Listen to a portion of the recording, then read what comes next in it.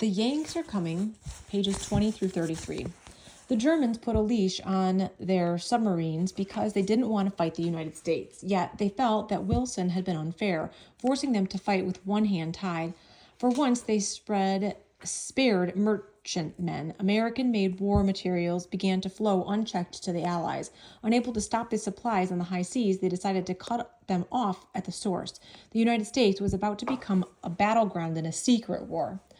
The German embassy in Washington, D.C. was turned into a base for spies and saboteurs. Money was no problem. Count von Bernstorff, the ambassador, had over $100 million in cash to use however he thought best in the United States. He spent freely, knowing that he had only to ask for more millions to be delivered. As ambassador, he enjoyed diplomatic immunity, meaning that he was free from arrest for any reason, and that packages sent to him could not be searched by the United States Customs. Picture of Captain Franz Papen was one of the master spies working out of the German embassy in Washington before the United States entered the war. Von Bernstorff personally tried his hand at troublemaking. He sent a message to Berlin asking permission to bribe members of Congress with up to $50,000 each. Such bribes, he hoped, would influence congressmen to speak against President Wilson's stand. The message, however, fell into the hands of the State Department, which made it public. Von Bernstorff stammered an apology and handed over undercover work to experts. 3 of the ambassador's aides were brilliant agents. Captain Franz von Papen was a soldier who later helped Hitler rise to power. Captain Karl Boyed, a Navy man, knew his way around the United States as if it was his own country. Naval Commander Franz von Rintelen had some intelligence and sly as a fox, was Germany's chief spy master on this side of the Atlantic. Together, the 3 organized a network of agents that stretched from coast to coast. Their agents were of different types. Some were professionals trained at spy and sabotage schools in Germany. They actually had spy and sabotage schools in Germany. Others were Americans angry at their country for one reason or another and willing to betray it for a price. Spies specialized in gaining secret information about military plans. American and Allied and shipments of war material. Saboteurs knew how to destroy or damage those shipments before they reached Europe. These German spies were a failure, never stealing an important American secret. The Secret Service, which usually protects the president and tracks down counterfeiters, kept close tabs on suspected agents. These agents were so busy evading detection that they had little time for spying. MI6, Britain's Secret Intelligence Service, was also helpful. British code breakers had learned to read most German codes and were only too happy to pass useful information to the Secret Service. Saboteurs were more successful than spies. Loners who kept to themselves and had plenty of money, they were difficult to catch unless they made serious mistakes. Americans gained a healthy respect for German saboteurs, something they'd carry over into the Second World War. The complete story of the German sabotage in this country in 1915 to 1917 has never been told. It probably cannot be told because saboteurs seldom wrote about their activities or filed formal reports. What is known, though, is chilling enough. Saboteurs used the United States as a laboratory for germ warfare. The head of this project was a German-American doctor of medicine named Anton Degler. When the war began, Degler, who was traveling in Germany, offered his services to the Army Intelligence Corps. After a brief training period, his superiors gave him vials of live glanders and anthrax bacteria, both highly contagious diseases of horses, sheep, cattle, and sometimes humans. Degler's target was horses and mules awaiting shipment to the Allied armies. It was a well-chosen target since pack animals were the main form of transport on the Western Front. Trucks carried heavier loads, but the vehicles of the time were forever breaking down. Animals were strong, needed no spare parts, and could go anywhere. Degler organized a ring of animal poisoners from among unemployed dock workers. His men visited corrals where animals were gathered for shipment, especially in Norfolk, Virginia, and Van Cortlandt Park in the Bronx, New York City. As they walked along the rail fences, they jabbed the animals with long needles set into the tops of germ-filled vials. The result was that thousands of animals already paid for by the Allies died. Most saboteurs, however, specialized in making and planting bombs. The bombers' chief targets were Atlantic coast seaports, particularly New York Harbor, a vast area taking in the port of New York plus Hoboken and New Jersey. The waterfronts of these cities were really cities within themselves, containing shipyards, railway terminals, warehouses, docks, and loading cranes. Here was where most of the war material bound for Europe was assembled and loaded aboard Allied merchantmen. Several top agents were assigned to New York Harbor. Dr. Walter T. Scheel ran a bomb factory in Hoboken, where he set up a chemical company to cover his activities. His bombs, wicked devices made of lengths of iron pipe, were small enough to carry past guards undetected. Scheel's men dropped their bombs into the cargo holds and coal bins of ammunition ships shortly before sailing. A few days later, far out in the Atlantic, a timer would set off the weapon, causing a small explosion and a fire. To save the ship from being blown sky high, the captain would have the area flooded with seawater. The ammunition was then landed and at an Allied port, dried out, and sent to the front. Hundreds of thousands of shells turned out to be duds because their fuses had been ruined by the saltwater bath. In addition to the cost of useless ammunition, the Allies lost precious cargo space with the labor of dock workers and the countless man-hours spent in hauling the cargo up the front. Most of all, they lost lives when the shells failed in battle. Robert Fay, another agent, was a one-man sabotage team. A lieutenant in the German army, Fay volunteered for sabotage work while serving in France. Sabotage seemed safer than the trenches. Fay, an explosives expert, invented a bomb that attached to a ship's rudder, exploding when the rudder made a certain number of turns. He was also a champion swimmer and personally attached his devices to vessels anchored in ports along the Atlantic coast. For months, the Allies couldn't figure out why munitions ships were losing their rudders in mid-ocean. He would swim out to them and attach the bombs. Fay was finally caught by federal agents, confessed, and received a long jail sentence. Luckily for him, the United States was still at peace. Saboteurs captured in wartime were usually hung. The worst act of sabotage in our history took place in the early hours of Sunday, the 30th of July, 1916. At Black Tom Island. Black Tom was not really an island, but a man-made strip of land jutting into New York Harbor from Jersey City, a few hundred yards behind the Statue of Liberty. It was the most important depot in the country for loading ammunition ships. That morning, 34 freight cars of shells, TNT, and nitroglycerin, more than 2 million pounds of explosives, were parked at a siding prior to loading. A few minutes after 2 o'clock a.m., a terrific blast rocked the harbor. The explosion was heard 100 miles away in Connecticut and Pennsylvania. Sheets of flame leapt skyward, making it seem from a distance that New York City itself was burning. Nearly every window in Jersey City was broken. The Statue of Liberty was riddled with shell fragments. Chunks of metal rained from the sky. 7 bodies were found in the twisted rubble. The Black Tom saboteurs were never caught. To this day, their names have never been revealed. All that's known for certain is that German agents caused the explosion, for their government agreed to pay $50 million in damages after the war. Black Tom and other outrages brought a crackdown on the spy nest in the German embassy. Captain von Papen and Boy Ed were expelled. Despite the evidence against them, their diplomatic immunity as members of the ambassador's staff saved them from arrest. Commander von Rintelen wasn't so lucky. MI6 knew all about him from decoded messages and decided to do some mischief of it on its own. One day, von Rintelen received top-secret orders to return immediately to Berlin. Disguised, he boarded a Dutch ship in New York with a forged Swiss passport. When the vessel made a routine stop at Dover, England, security men took him away. He had been tricked, for his orders came straight from London.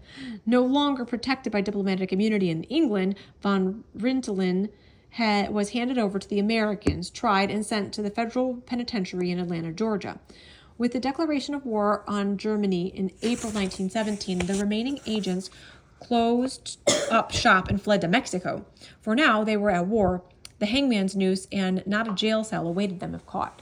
So long as Germany kept its U-boats under control, President Wilson was willing to be patient. After all, sabotage, although a serious problem, was nowhere as serious as an all-out war. The problem was that the Germans couldn't keep their submarines on a leash forever. The submarine was a valuable weapon, and every day Germany held it back made the Allies stronger. A debate began in Berlin about whether or not to resume submarine warfare. The military put its case simply: either use the weapon to the fullest or risk losing the war. The diplomats answered just as simply: unleashing the U-boats would surely bring the United States into the war on the Allied side. The Kaiser's admirals and generals weren't worried. The United States, they knew, was unprepared for European-style warfare. It could never train and equip an army to make a difference in Europe. By the time the Americans were ready, the Allies would be defeated, thanks to the U-boats cutting their supply lines. The military won the debate. On the 31st of January 1917, Ambassador von Bernstorff delivered a note to the State Department in Washington. The note announced that beginning at midnight, Germany would begin unrestricted submarine warfare. It was to be sea warfare without limit or pity. A new, wider war zone was staked out surrounding the British Isle, France, Italy, and the Eastern Mediterranean. This was the zone of death. Any vessel sighted within it, warship or hospital ship, allied or neutral, would be sunk without warning and without any attempt at rescue survivors. This is the death plunge. As their torpedoed ship sinks, men are seen pulling away in a lifeboat. This is the boat sinking, and that's some of the guys rowing away in the lifeboat. Kaiser Wilhelm II, however, had generously made a concession to the United States. One American ship a week, one could sail for England if they obeyed certain rules. It had to arrive on a Sunday and leave on a Wednesday. It must be decorated appropriately, red and white stripes painted on the hull, and a large flat checkered red and white displayed on each mast, an American flag flown at the stern. And, of course, the United States must promise that she carried no war materials. President Wilson read the message, then read it again, hardly believing his eyes. Putting the paper aside, he said in a half-whisper, "This means war." An outcry arose the moment the note was printed in the newspapers. Spying, sabotage, the Lusitania, now this. "Why, the nerve of them," said one writer, and demanded that our ships be striped like a barber's pole and fly a rag resembling a kitchen tablecloth. The American people were fast losing patience with Germany. The Germans added fuel to the fire towards the end of February. British codebreakers read a message from Germany Foreign Secretary Adolf Zimmermann to the German minister in Mexico, instructing him to ask for an alliance against the United States. If the Americans came into the war, Germany promised to help Mexico conquer Texas, New Mexico, and Arizona. The idea was silly. Mexico was in no condition to conquer anyone, not with civil war sputtering in the countryside and bands roaming about freely. In March 1916, the bandit chief Francisco Pancho Villa raided Columbus, New Mexico, burning the town and killing 16 people. President Wilson replied by sending General John J. Pershing after him with a small army. Although Villa escaped, the Mexican government was put on notice that it would have to prevent further raids. None occurred. The British promptly handed over a copy of Zimmermann's message to our ambassador in London. As expected, it landed like a bombshell at home. Again, within less than a month, the American people had proof of Germans' unfriendliness. What next, they wondered. The answer came during the first 2 weeks of March. The Algonquin, American-built, American-owned, American-manned, met a submarine on the surface of the English coast.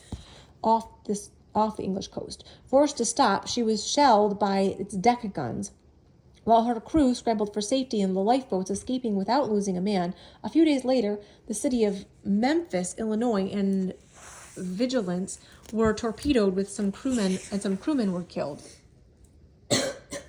That was the last straw. Grimly, President Wilson broke diplomatic relations with Germany and called Congress into a special session. The man of peace would ask for a declaration of war. It was the hardest thing he had ever had to do, but he could see no way out. Either we fought Germany or let her ride roughhood over Americans' rights. The president had no doubt that the Senate and the House of Representatives would agree to his request. Indeed, they welcomed it eagerly. In the early evening of Monday, April 2nd, 1917, President Wilson set out for Capitol Hill. It was a damp, dreary, a fitting evening for what he had to do, and he shuddered for a moment as he sat next to Mrs. Wilson in the big limousine. The moment the car nosed out of the White House driveway onto Pennsylvania Avenue, a troop of cavalry surrounded the vehicle. Hooves clattered on the wet pavement, shimmering under the streetlights. The troopers spurred their mounts, making them dance to throw off the aim of any would-be assassins in the crowd. There was plenty to fear that night. Crowds 10 deep jammed the sidewalks on either side of Pennsylvania Avenue, Washington's main thoroughfare. Most people waved flags or wore red, white, and blue ribbons in buttonholes. Others, fewer but outspoken and angry, wore white armbands and chanted "No War." There was no telling how these people might react. Senator Henry Cabot Lodge and a demonstrator had already gotten into a fistfight. The Secret Service feared for the president's safety. It knew that the Germans had a list of cabinet officers to be assassinated in case of war. Everyone recalled the night of July 1915, when a bomb exploded in the Senate wing of the United States Capitol. Nobody was injured then, although the blast sent chunks of jagged glass through the air and smashed down a door of the vice president's office. The Secret Service wasn't taking any chances tonight. As the limousine neared Capitol Hill, its passengers saw a startling sight. For the first time in history, floodlights lit the white dome of the Capitol, giving the impression that it might sail into space at any moment. Had the passengers looked closely, they would have seen Army and Marine sharpshooters on the rooftops. Machine guns were hidden behind window curtains, positioned to sweep the street. The rain fell harder. Lightning streaked the sky. There was a rumbling in the distance of thunder. The president was shown into the chamber of the House of Representatives. The House of Representatives, The House represents the people directly, and what they had to say concerned them. The chamber was filled to capacity. Mrs. Wilson sat in the packed gallery looking down on the sea of American flags. In addition to its own members, the seats in the House on the House floor were occupied by the entire Senate, justices of the Supreme Court, cabinet officers, and the diplomatic corps. Only the German diplomats were absent. They were busy at the embassy with last-minute packing and the burning of secret papers. An audience spoke in hushed voices. Tension built as the time of the president's arrival drew near. Some people felt as if the air in the room cracked with electricity. At 8:32 p.m., Uncle Joe Cannon, Speaker of the House, announced the President of the United States. Cheers and applause rocked the room. Mr. Wilson walked to the rostrum, a thin figure in a black suit. You could hear a pin drop. Gentlemen of Congress, the president adjusted his steel-rimmed spectacles and began to speak in firm, measured tones, his words reaching into every corner of the great room. There was no microphone then, so that he had to make his voice carry without shouting. The war message was his own, picked out word by word on his battered portable typewriter. Calmly, sentence following sentence in logical order, he built a case against Germany. The warlords of Berlin were enemies of freedom, he said. They were warning us against humanity by unleashing their U-boats to ravage the seas, blind to their victims' guilt or innocence. The United States must resist such outrages. The time for words and diplomatic sparring was past. We must fight, he said, for the ultimate peace of the world and the liberation of its people. The world must be made safe for democracy. Edward D. White, the 72-year-old Chief Justice of the Supreme Court, sat in the front row, his eyes fixed on the president's face. White, snowy-haired and wrinkled, was a Civil War veteran who never lost his fighting spirit. At these words, he tossed away his hat, leapt to his feet, and clapped his hands above his head, gave the rebel yell. Long ago, that battle cry had chilled the blood of bluecoats at Shiloh, Chickamauga, and countless other Civil War battle sites. Now it stirred this audience, which let go a roar like a storm. The cheers from inside the Capitol were taken up by throngs outside under the dripping trees. Wilson's closing sentences were deeply emotional. But the right is more precious than peace, and we shall fight for the things which we have always carried nearest to our hearts, for democracy, for the right to those who submit to authority to have a voice of their own government, for the rights and liberties of small nations, and to make the world itself at last free. To such a task we can dedicate our lives and our fortunes, everything that we are and everything that we have, with the pride of those who know that the day has come when America is privileged to spend her blood for the principles that gave her birth and happiness. God helping her, she can do no other. This is a picture of President Wilson. The challenge is to all mankind, the wrongs against which we now array ourselves to cut to the very root of human life. For a moment, the audience hung as if suspended in midair, silent, unmoving, scarcely breathing. Then it went wild. No one in their right mind would ever forget the outburst of flag waving, shouting, and foot stomping.